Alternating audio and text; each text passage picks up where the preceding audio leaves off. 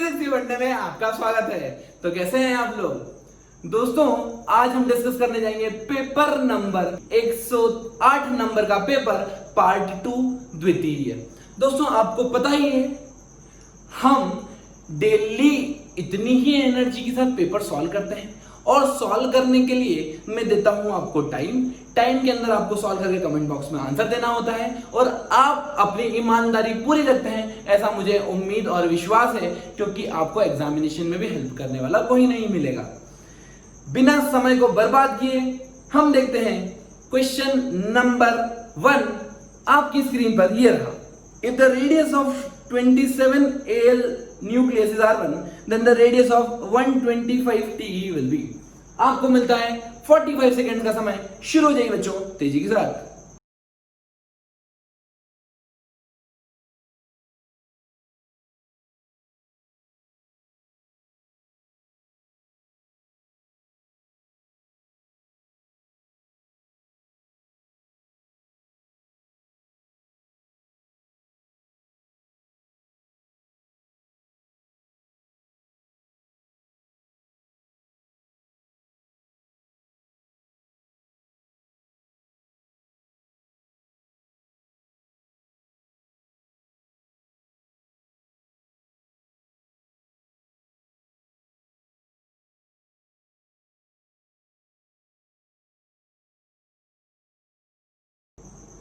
अब देखते हैं इसका सॉल्यूशन।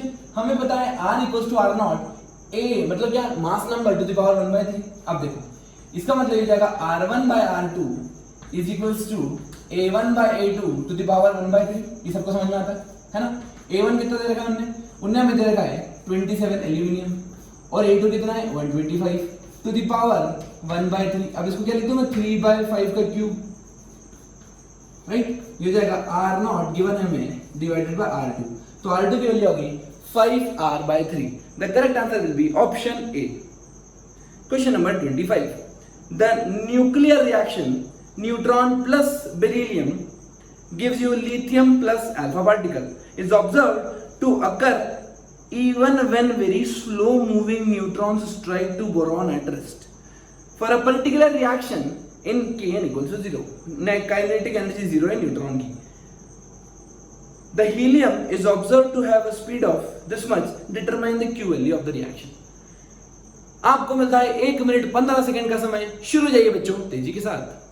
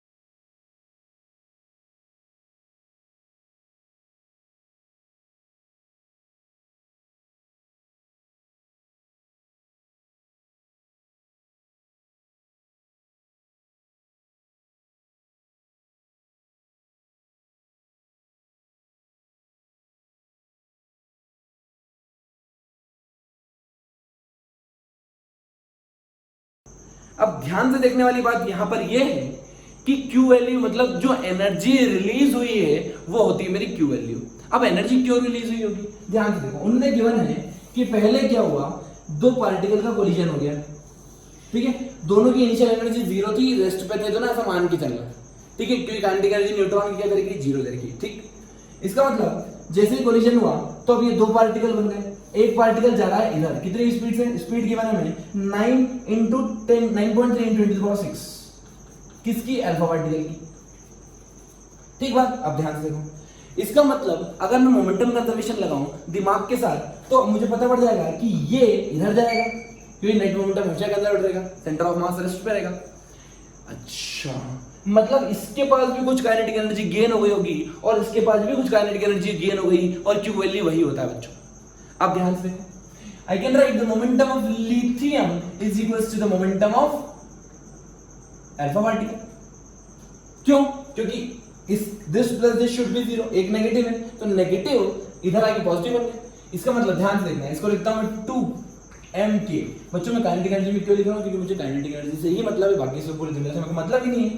अब ध्यान से देखो, ये जाएगा 2m_k, ठीक है। अब देखो ये मास कितना है 7, काइनेटिक एनर्जी पता नहीं, ये मास कितना है 4, एmu कैंसिल हो गया, ठीक है, into kinetic energy of helium या हीलियम न्यूक्लियस।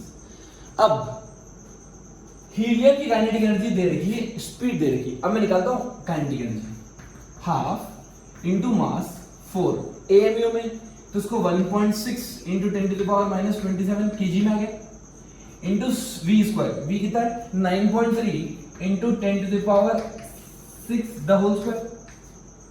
ये आ गई मेरी एनर्जी, का है में जूल में, बट ऑप्शन देखो सारे इलेक्ट्रॉन वोल्ट में, तो डिवाइड करता हूं, कैसे डिवाइड कर दूं बच्चों?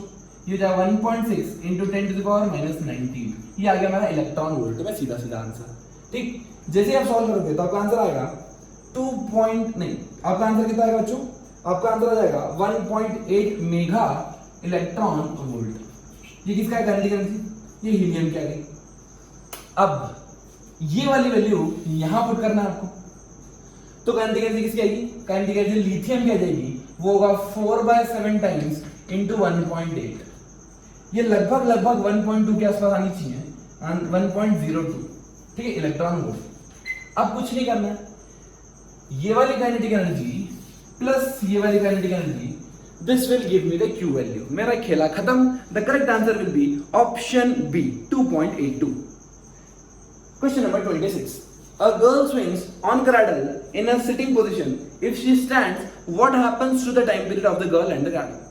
आपको मिलता है 45 सेकंड का समय। तीसरा सवाल शुरू, जाइए तेजी के साथ।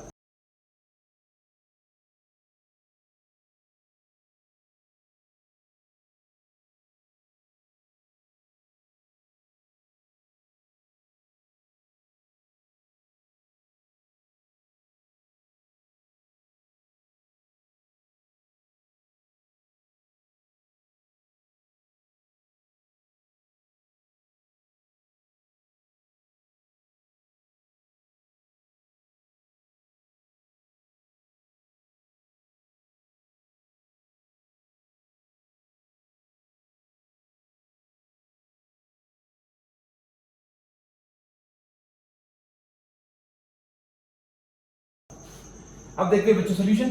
देखो आपने बचपन में झूला झूला होगा, झूले झूले सब झूले है ना, तो यहां पर अगर वो मान लो बैठ के झूल रहा या झूल रही है, तो जो खड़े होने पे चेंज आएगा वो क्या आएगा? बताओ बताओ बताओ बताओ। खड़े हो गया। अब देखो हमेशा याद रखना, जो टाइम पीरियड होता है वो होता है L/G। इसका मतलब L क्या होता है? L क्या होता है? L क्या होता है? L होता है पॉइंट ऑफ सस्पेंशन से सेंटर ऑफ मास की हाइट। ये है इस पॉइंट का क्वेश्चन का क्रक्स। तो पहले लेंथ L1 है, बाद में लेंथ L2 हो गई। बच्चों L2 छोटी होगी, इसका मतलब टाइम पीरियड क्या हो गया? छोटा हो गया। टाइम पीरियड अगर घट गया, इसका मतलब अब धीरे धीरे घूमेगा। समझ में आया? चलिए क्वेश्चन नंबर 27 आपकी स्क्रीन पर ये रहा।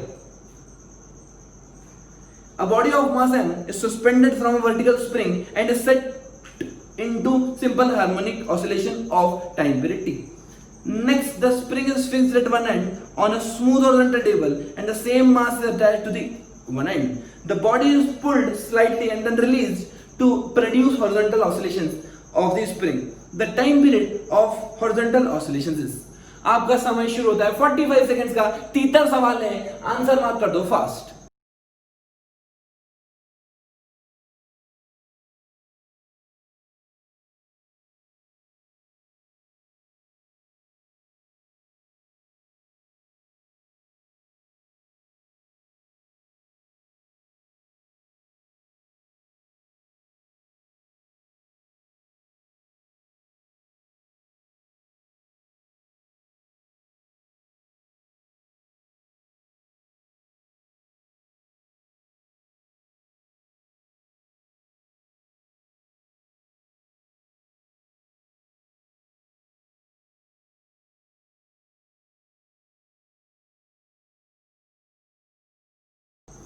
The correct answer will be time period will never change. क्यों? टाइम पीरियड होता है t equals to 2 pi under root m by k. ना तो आप मास चेंज कर रहे हो ना कि एज चेंज कर रहे हो, इसका मतलब टाइम पीरियड रिमेन्स सेम। और एक और इंपॉर्टेंट प्रॉपर्टी बता दूं, अगर मैं इसको इंक्लाइंड सरफेस पे भी रख देता ना, तब भी इसका टाइम पीरियड क्या होता? सेम रहता। क्यों?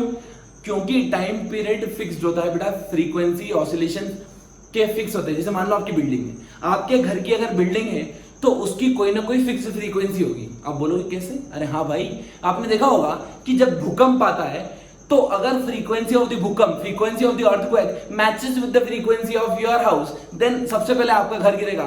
उसको इससे कोई मतलब नहीं कि बड़ा घर पहले गिरता है छोटा घर पहले गिरता है, हमेशा याद रखना हर सिस्टम की एक फ्रीक्वेंसी होती है। ठीक, चलिए अगला क्वेश्चन, क्वेश्चन नंबर 28।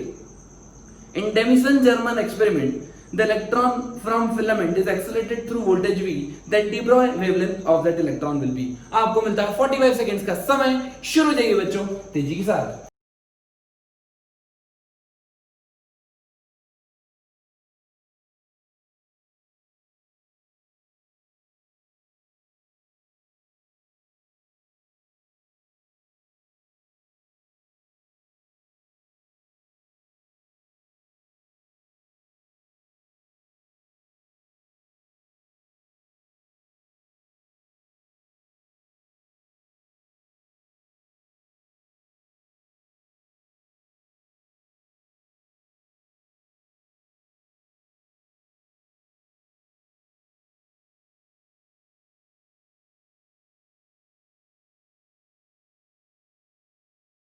अब देखते हैं इसका सॉल्यूशन।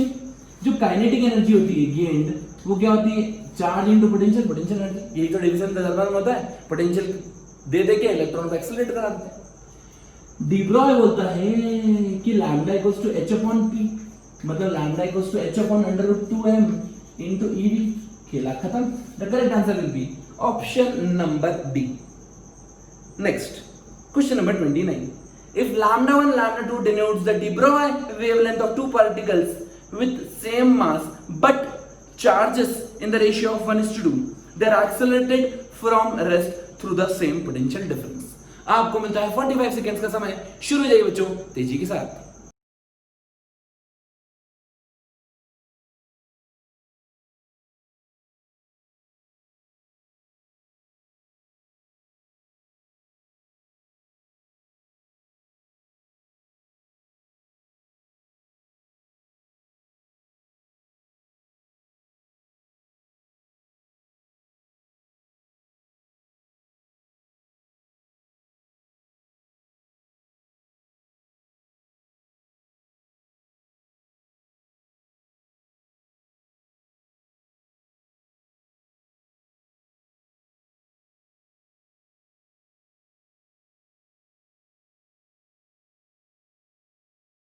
अब देखते हैं इसका सॉल्यूशन।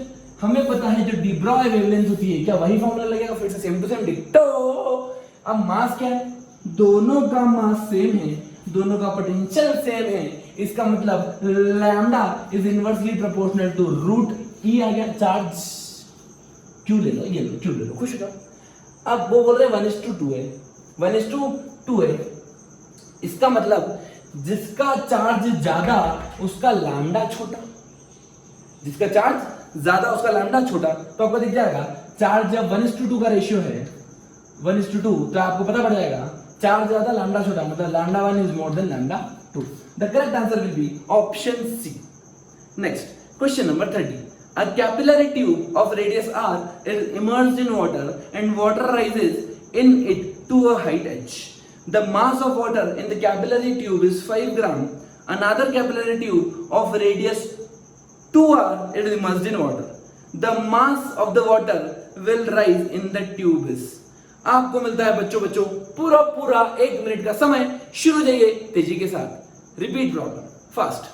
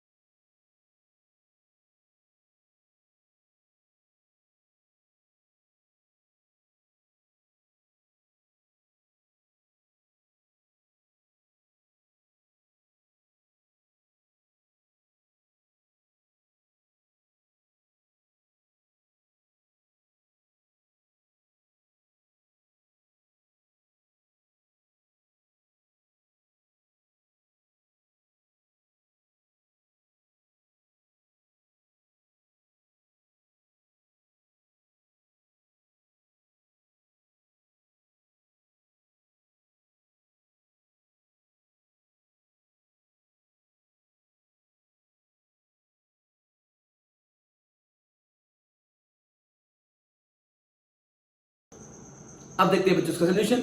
हमेशा याद रखना mass is proportional to r, standard result है, आपको याद होना चाहिए बच्चों, याद होना चाहिए, रट्टी ला लो। तो आपको पता पड़ेगा रेडियस मैंने कर दी डबल, तो मास भी हो जाएगा double. The correct answer will be, पहले 5 ग्राम था अब हो जाएगा 10 gram. The correct answer is C option. अब मैं देता हूं उसका लॉजिक के साथ होता क्यों है। ध्यान से देखो बच्चों, जो सरफेस टेंशन होता है वो क्या ऊपर खींचता है, बोल चल बेटा ऊपर। कितना होता है वो surface tension into 2 pi r, ये टेंशन नहीं बेटा सरफेस टेंशन है ना, इंटू 2 पाई आर। ठीक है, ये खींचता है उसको ऊपर। ग्रेविटी बोलती है आजा नीचे, ये बोलती है आजा नीचे। तो आपको दिख रहा होगा ये टेंशन, सरफेस टेंशन का मटेरियल की प्रॉपर्टी मतलब सरफेस लिक्विड की property, 2 pi constant, g constant, मतलब क्या m प्रोपोर्शनल टू r आ गया, खेला खत्म। The correct answer is C option. Next question number 31। A liquid of density rho is filled in a U-tube is accelerated with an acceleration a so that height of liquid in its two vertical arms are h1 and h2 as shown in the figure. If L is the length of horizontal arm tube, the acceleration a is. आपको मिलता है 45 seconds का समय। शुरू हो जाइए बच्चों तेजी के साथ, आसान प्रॉब्लम।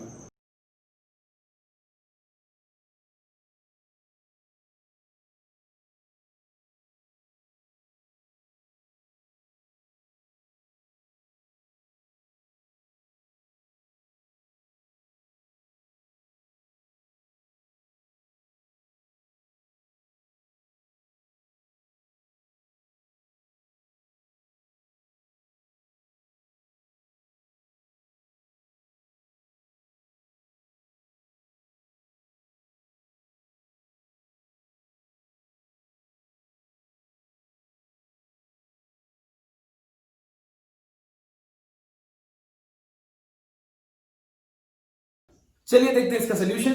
हमें पता है कि अगर ये एक्सेलरेट करता है ए एक्सेलरेशन से, तो आपको पता है लेवल डिफरेंस आया था बच्चों। ठीक है, स्टैंडर्ड क्वेश्चन है। यहां पर मान लीजिए एंगल बना थीटा। ठीक, अब आप मैं एंगल बनाऊं यहां से, ये लेंथ एल है, ये मैं मान लेता हूं delta h. Right, so you know that tan theta is equals to a by g, standard relation. ठीक है, आप प्रेशर डिफरेंस से भी निकाल सकते हैं, पर याद रखना है अब tan थीटा की वैल्यू क्या हो जाएगी, देखो डेल्टा एच, क्या h2 माइनस h1 या h1 माइनस h2 जो भी दे रखा है ना, ये रख लो h2 minus h1 divided by l is equals to a by g।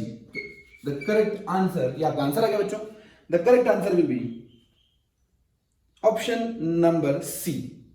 ठीक है, चलिए नेक्स्ट क्वेश्चन नंबर 32।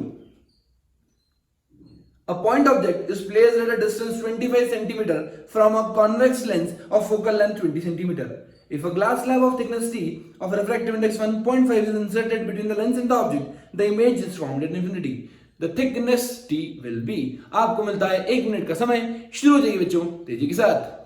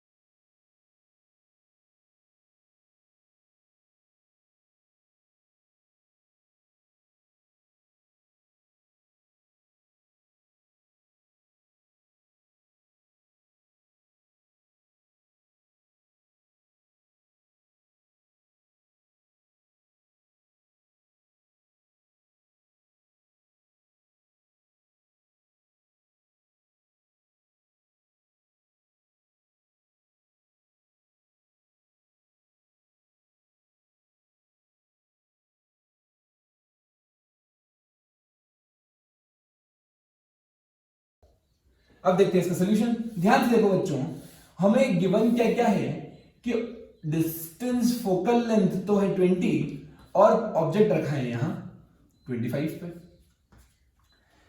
अब आपको दिख रहा होगा कि फोकस और डिस्टेंस ऑफ द ऑब्जेक्ट में 5 सेंटीमीटर का डिफरेंस है। ठीक बात, ध्यान से देखना। इमेज अगर इंफिनिटी पे बने तो मुझे एक चीज तो पता है कि ऑब्जेक्ट कहां रखा होना चाहिए, फोकस पे। इसका मतलब जो ऑब्जेक्ट एक्चुअली में यहां रखा है, मुझे यहां पे ग्लास स्लैब लगा के उसको थोड़ा सा आगे शिफ्ट करना पड़ेगा। तो शिफ्ट कितना करना पड़ेगा बच्चों, शिफ्ट करना पड़ेगा मुझे 5 सेंटीमीटर। अगर मैंने 5 सेंटीमीटर शिफ्ट कर दिया, मेरा खेल खत्म। अब ध्यान से देखो, शिफ्ट का फॉर्मूला आपको बचपन से पता होगा, it is t into 1 minus 1 by म्याऊ। म्याऊ की वैल्यू कितनी है? 3/2, तो 1 minus 2/3 into t equals to 5, right? तो ये जाएगा t equals to 15 centimetre. The correct answer will be option A. Next question number 33, two thin lenses of focal length 20 and 25 are in contact, the effective power of the combination will be। आपको मिलता है बच्चों 45 seconds का समय, शुरू हो जाइए बच्चों तेजी के साथ।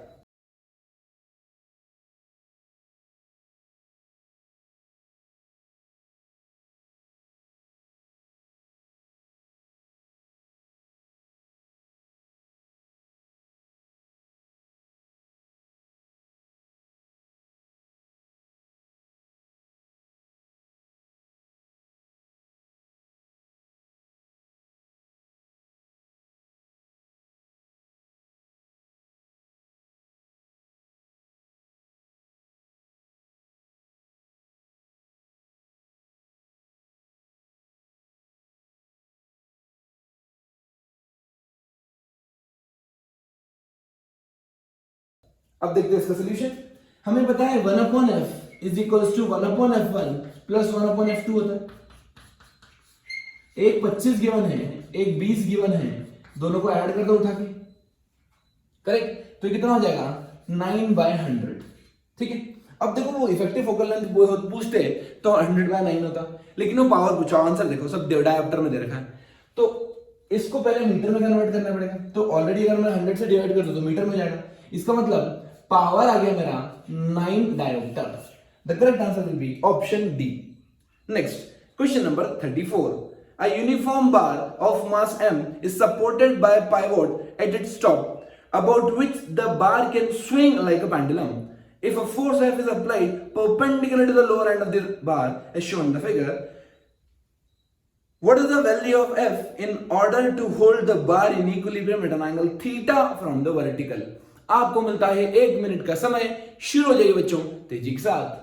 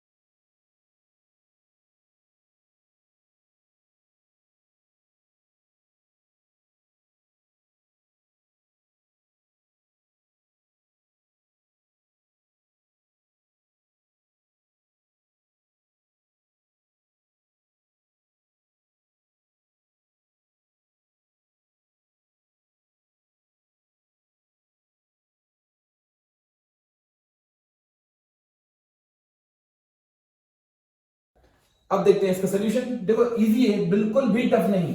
इक्विलिब्रियम लगाना है, और अगर मैं बेस्ट इक्विलिब्रियम लगाऊं तो that is rotational equilibrium. Now we are applying force over here, horizontal means perpendicular to the length of the rod, ऐसा फोर्स लगा रहे। यहां पर ये रॉड मान लो ऐसी होगी, तब आप फोर्स कैसे लगा रहे होगे? ऐसे लगा रहे होगे, हमेशा रॉड की लेंथ के परपेंडिकुलर, ठीक बात। चलो मैंने मान लिया कि ये इक्विलिब्रियम है, तो इक्विलिब्रियम में जितने भी फोर्स है उनका टॉर्क जीरो होना चाहिए। मैं लगा रहा हूं टॉर्क अबाउट दिस पॉइंट, क्योंकि हिंज पॉइंट पे तो कुछ फोर्स होगा वो मुझे पता ही नहीं, और मैं क्यों निकालूं? तो net force about hinge should be zero for equilibrium. आप देखो इसका फोर्स, जितने भी फोर्स होंगे वो सब तो होगा ही, खेल खत्म। एक फोर्स लग रहा है यहां mg, ये डिस्टेंस है l/2 और ये sin थीटा। तो मुझे क्या लेनी पड़ती है बच्चों? हमेशा याद रखना परपेंडिकुलर डिस्टेंस लेते हैं r क्रॉस f। तो ये जाएगा l/2, ये l/2 cos theta, perpendicular distance will be l/2 sin theta. तो मेरा आंसर आ गया mg into l/2 into sin theta. Torque clockwise anti clockwise देख लेते हैं। r यहां पे रेजिस्टर को r क्रॉस f, ये अंदर की तरफ मतलब माइनस के कैप, ठीक है। अब ध्यान देखो, क्लॉकवाइज टॉर्क माइनस की कैप। अब ये देखो if क्रॉस l के लेंथ और दोनों परपेंडिकुलर ऑलरेडी, तो कोई दिक्कत ही नहीं, हो जाएगा f into l, डायरेक्शन कितनी आ गई? प्लस के कैप, शुड बी जीरो। और आपको एक चीज कॉमन सेंस से समझ में आएगी, अगर एक टॉर्क माइनस के में है तो दूसरा प्लस के में होगा, तभी तो जीरो होगा। यस। अब ध्यान से देखो, ये L से L कैंसिल हो गया, दोनों को इक्वेट कर दो, ये हो जाएगा mg sin theta by 2 is equals to f. The correct answer will be option number C. Next, question number 35. A comet orbits around the sun in an elliptical orbit. Which of the following quantities remain constant during the course of the motion? आपको मिलता है 30 seconds का समय। तीसरा सवाल शुरू हो जाइए तेजी के साथ।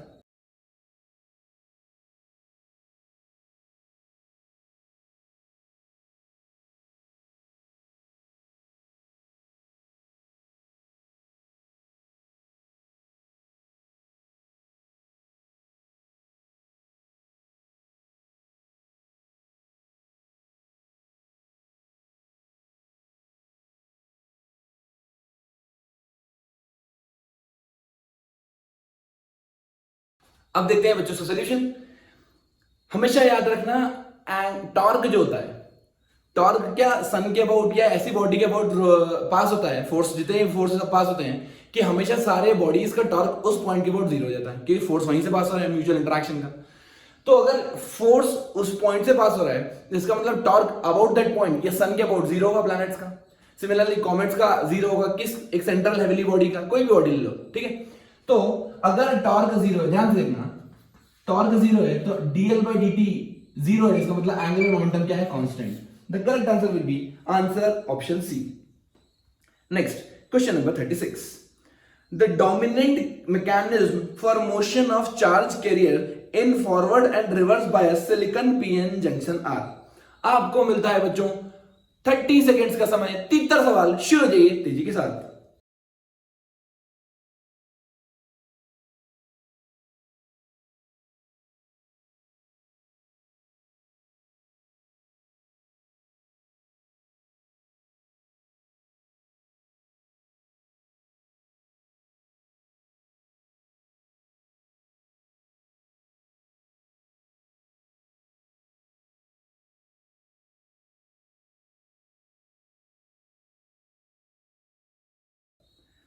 अब देखते हैं इसका सॉल्यूशन।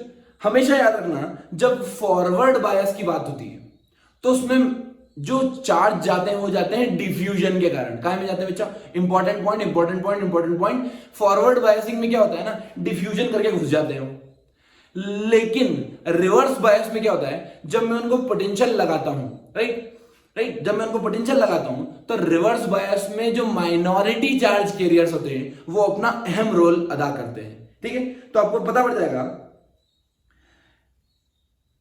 ये जो करेक्ट आंसर होगा will be B, diffusion in the forward bias and drift in the reverse bias. वो क्या होता है, जब एक्सेसिव पोटेंशियल लगा देता हूं मैं तो ड्रिफ्ट करते हुए लीकेज कर देते हैं। लीकेज मतलब निकल जाते हैं, चार्ज हल्का सा फ्लो हो जाता है और फ्लो होने के कारण आ जाती है थोड़ी करंट। आया समझ? तो आगे डिफ्यूजन, पीछे लीकेज। फॉरवर्ड में डिफ्यूजन के कारण होता है और रिवर्स में लीकेज के कारण या ड्रिफ्ट वेलोसिटी गेन करने के कारण होता है। आया समझ? चलिए question number 37. In NPN transistor circuit, the collector current is 20 milliampere. बहुत बढ़िया. If 90% of the electrons emitted reach the collector, then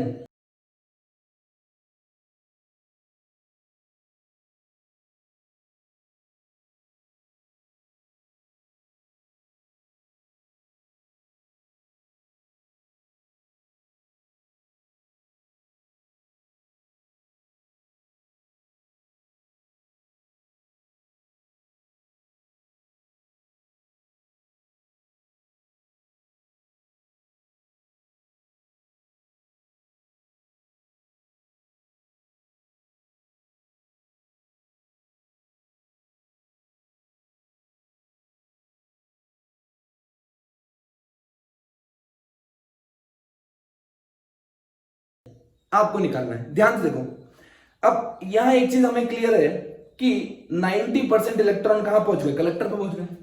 अगर 90% कलेक्टर पे पहुंच गए, इसका मतलब क्या 10% बेस पे पहुंचे होंगे और इमिटर ने कितने 100% इमिट किए होंगे। सबको समझ में आता है ना? अब बहुत बढ़िया।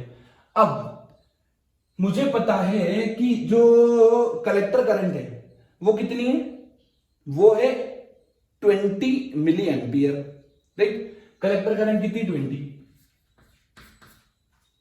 ठीक बात। अगर कलेक्टर करंट 20 है तो 20% 90 दे रहा है, 90% 20 दे रहा है, ठीक है।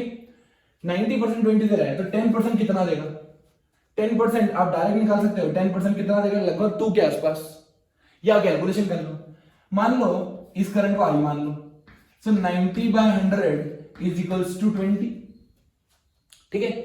तो 10i/100 कितना होगा? 10% है, 10i/100। अब 9 से डिवाइड कर दो तो जाएगा 20/9, लगभग 2.2, ठीक है। आंसर 2 मिली एम्पियर के आसपास आना चाहिए। The base current is 2 milliampere. The correct answer will be C option. आया समझ में? आसान है, कोई टफ नहीं। चलिए question number 38. If pressure and temperature of an ideal gas are doubled and volume is halved, the number of molecules of gas will be. आसान सवाल, 45 सेकेंड्स का समय। गलत आंसर दे रखा है, ध्यान से करना।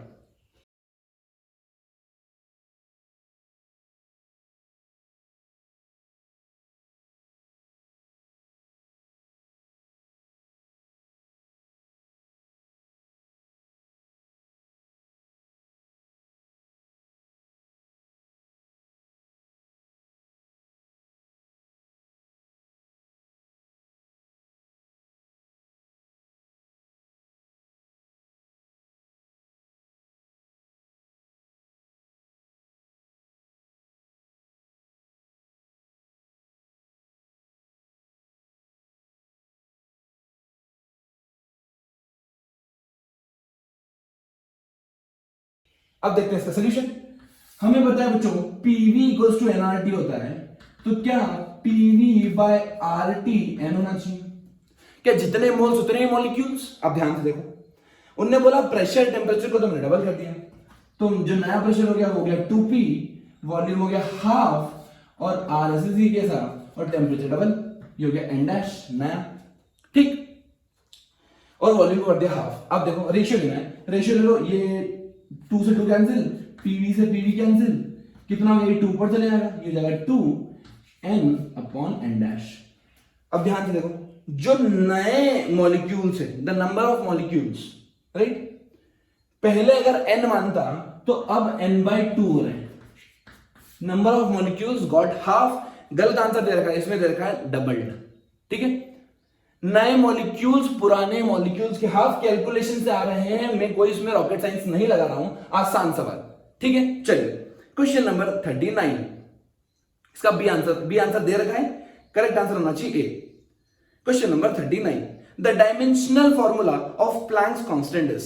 आपको मिलता है 30 सेकेंड्स का समय, शुरू हो जाइए, आसान सवाल।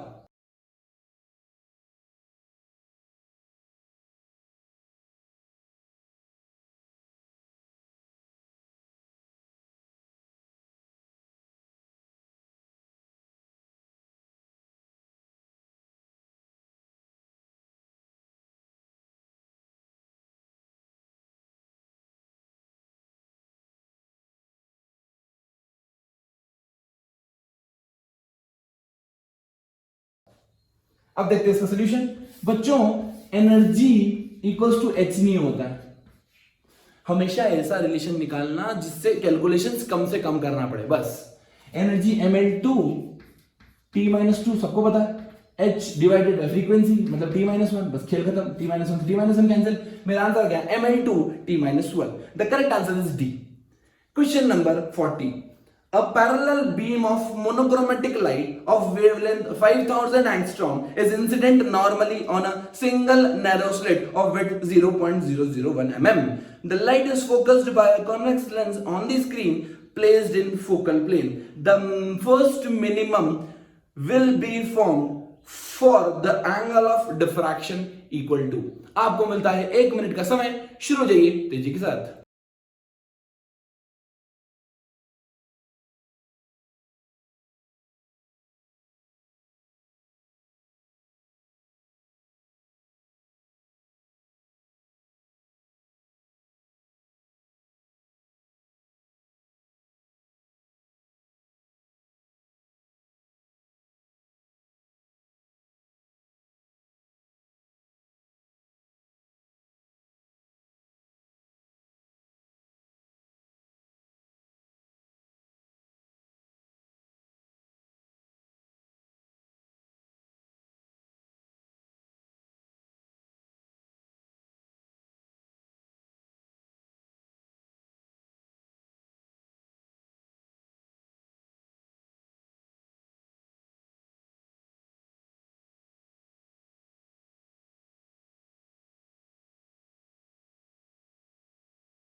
अब देखते हैं बच्चों उसका सोल्यूशन। हमें पता है एक चीज कि n lambda is equals to d sine theta या ए साइन थीटा। ए क्या है? Width of the slit. ठीक है, अब यहां पे आपको पता पड़ जाएगा, फर्स्ट की बात करें अगर तो लैम्डा बाय ए क्या साइन थीटा होना चाहिए। लैम्डा कितना गिवन है? लैम्डा गिवन है 5000 एंगस्ट्रॉम, राइट। और ए कितना गिवन है? ए गिवन है 0.001 mm, 0.001 mm, राइट। अब ध्यान से देखो, ये 3 जीरो है, 3 जीरो है और 3 जीरो है, टोटल 9 जीरो है, तो ये 9 जीरो कैंसिल हो गए।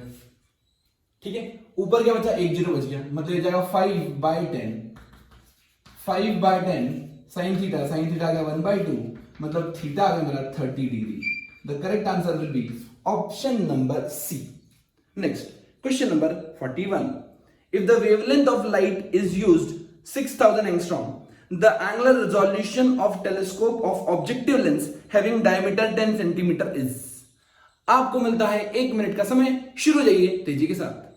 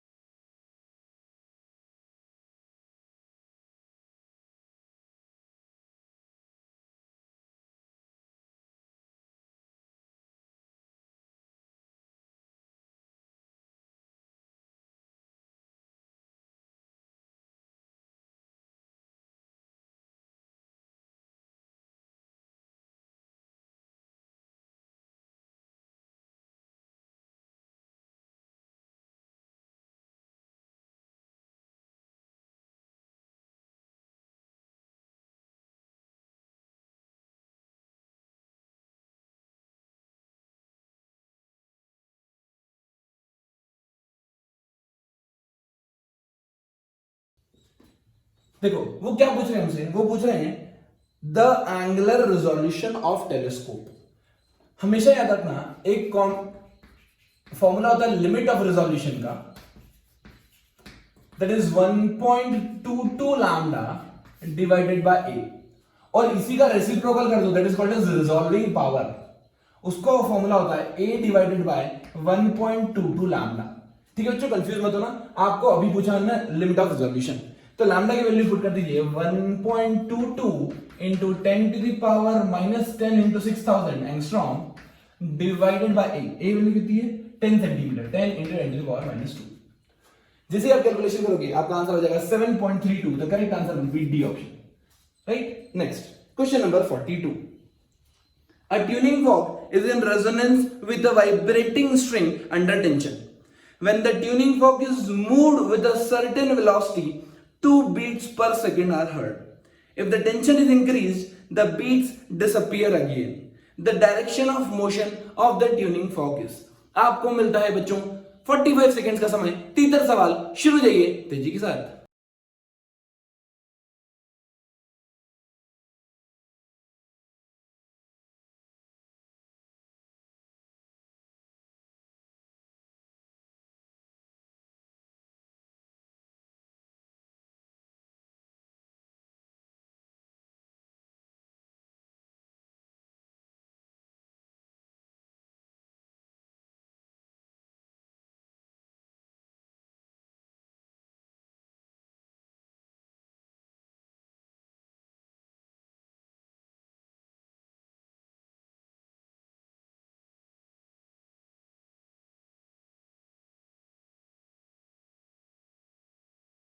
चलिए बच्चों आप देखते हैं इसका सॉल्यूशन। हमें गिवन है कि एक ट्यूनिंग फॉर्क है, ट्यूनिंग फॉर्क में अभी रेजोनेंस में, रेजोनेंस मतलब फ्रीक्वेंसी मैच हो रही हो। अब क्या हुआ, जैसे ही ट्यूनिंग फॉर्क को टुवर्ड्स द वायर मूव किया, फ्रीक्वेंसी इंक्रीज हो गई। देखो बीट्स सुनाई देती है, जब बीट्स कब सुनाई देती है, या तो फ्रीक्वेंसी में डिफरेंस होता है, या तो ऊपर हो जाए या नीचे। There are only 2 possibilities. अभी क्या हो रहा है, टेंशन इंक्रीज कर दिया। टेंशन इंक्रीज करने से आपको पता है टेंशन बाय म्यू क्या फ्रीक्वेंसी स्पीड दे देता है, राइट, टी बाय म्यू। अगर स्पीड इंक्रीज हो गई तो क्या फ्रीक्वेंसी इंक्रीज हो जाएगी। इसका मतलब अगर बीट्स सुनाई दे रही है टेंशन भी इंक्रीज हो रहा है, इसका मतलब फ्रीक्वेंसी इंक्रीज होगी, that is for sure, right. Tension increase हुआ, वेलोसिटी इंक्रीज, फ्रीक्वेंसी इंक्रीज हो गई, उसके कारण आपको पता है कि अगर टुवर्ड्स द सोर्स मूव करेगा तभी फ्रीक्वेंसी में इंक्रीज आएगा और बीट्स मुझे 2 सुनाई देगी। The correct answer will B it will move towards the string, A option. Next question number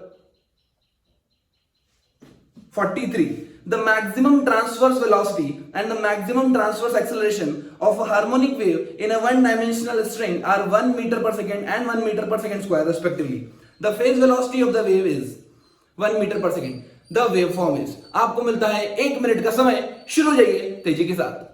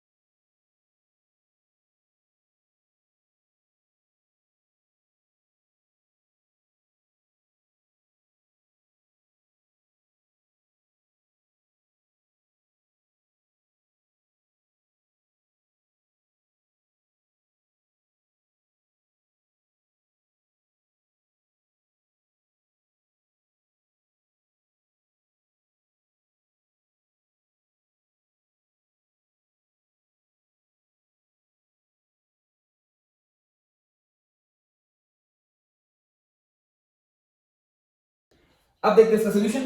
हमें गिवन है वेव वेलोसिटी, जो पार्टिकल बेसिकली क्या हो रहा है, ट्रांसवर्स वेव, मतलब पार्टिकल ऐसे ऐसे मूव कर रहे होंगे और वेव ऐसे मूव कर रही होगी। तो अगर मैं पार्टिकल की बात करूं, अगर मैं एसटीएम की बात करूं, तो Vmax की वैल्यू गिवन है 1, सिमिलरली एक्सेलरेशन मैक्स की वैल्यू गिवन है 1 और वेलोसिटी ऑफ द वेव की वैल्यू भी गिवन है 1, ठीक है। अब मुझे बताना कि वेव फॉर्म कौन सी होगी। ध्यान से देखो एक चीज, वेलोसिटी का फॉर्मूला होता है ए ओमेगा और एक्सेलरेशन का फॉर्मूला होता है ए ओमेगा स्क्वायर, ठीक है। मैग्नीट्यूड ले रहा हूं मैं बस। अगर मैं इन दोनों का रेशियो लूं तो आपको पता है जाएगा ओमेगा इक्वल टू 1 आ जाएगा। दोनों का रेशियो ले लो 1:1। ओमेगा कितना आ गया 1। अब ध्यान से देखो, अगर ओमेगा 1 आ गया, इसको यहां पुट करो। If you are getting omega to be 1, amplitude will be 1, right. Amplitude भी 1 आ गया, ओमेगा भी 1 आ गया, ठीक बात। अब ध्यान से देखो, वेलोसिटी ऑफ द वेव का फॉर्मूला होता है coefficient of t divided by coefficient of x, या मैं इसको ऐसे भी लिख सकता हूं omega by k, this will give you the velocity of the wave, ठीक बात। अगर ओमेगा 1 है, वेलोसिटी ऑफ द वेव 1 है, इसका मतलब k वैल्यू भी कितनी आ गई 1। ये चीज समझ में आ गई। अब देखो, जो जनरल इक्वेशन होती है वेव की, वो होती है a sin omega t plus minus kx, ऐसी होती है usually equations, right. Plus minus आ सकता है डिपेंड ऑन द डायरेक्शन। अगर राइट डायरेक्शन में जा रही है तो दोनों प्लस, दोनों मतलब प्लस माइनस होंगे, और अगर लेफ्ट डायरेक्शन में आ रही है तो ये भी प्लस होना चाहिए, ये भी प्लस, ये भी माइनस, ये भी माइनस, ठीक है। चलिए, तो यहां पर ऑप्शन देखोगे आप, तो a पे पुट कर दो, यहां पे 1, a की वैल्यू 1 है, ओमेगा भी 1 है, k भी 1 है, तो the correct answer will be option number A, right. x minus T, T minus x चल जाएगा, कोई दिक्कत वाली बात नहीं है, बाकी सारे ऑप्शन मैच नहीं करेंगे। चलिए next problem, question number 44। The particle is placed at the origin and a force F equals to kx is acting on it, where k is a positive constant. If u equal to 0 at 0, the graph of u versus x will be. आपको मिलता है बच्चों 45 seconds का समय, शुरू हो जाइए तेजी के साथ।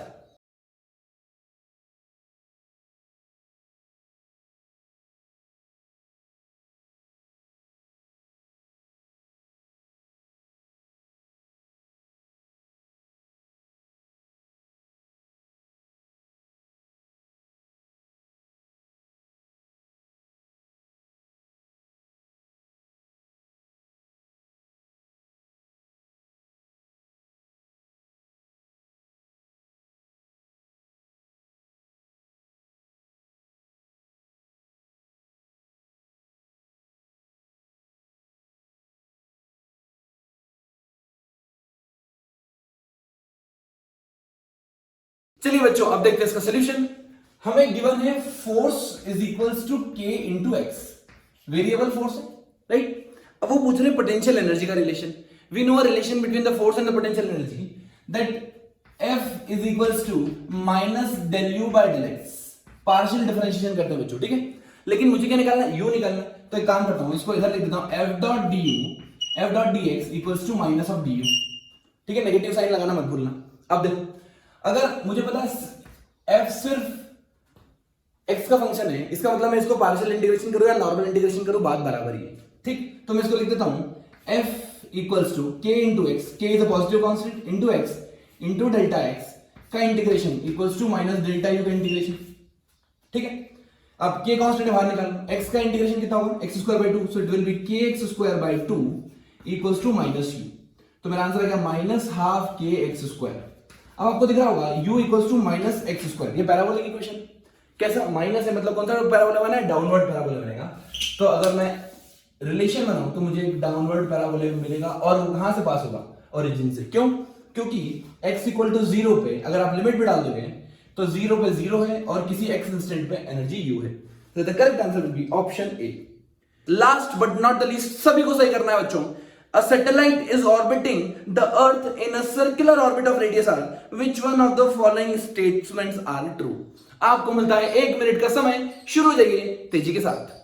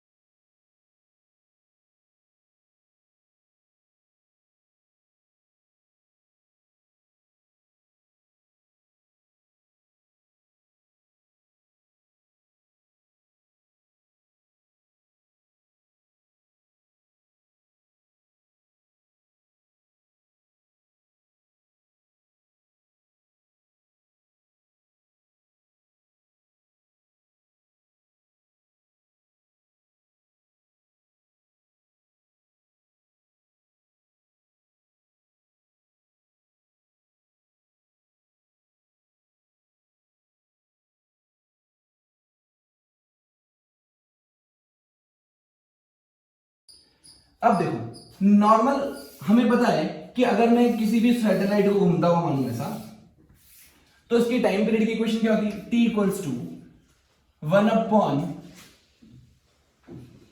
Root 2 pi by root gm r to the power 3 by 2। Right, तभी आपको पता है टाइम पीरियड जो है वो प्रोपोर्शनल है r to the power 3 by 2 की।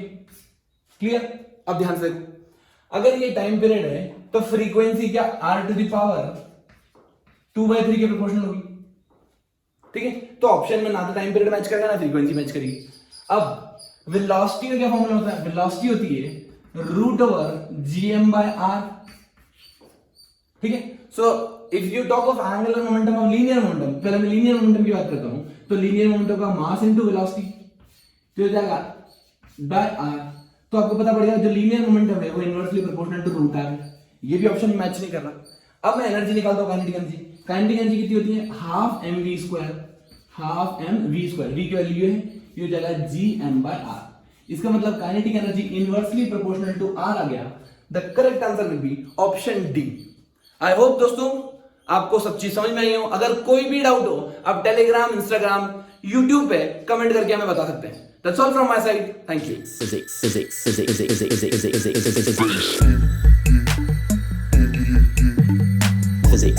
के फंडे, फिजिक्स के फंडे।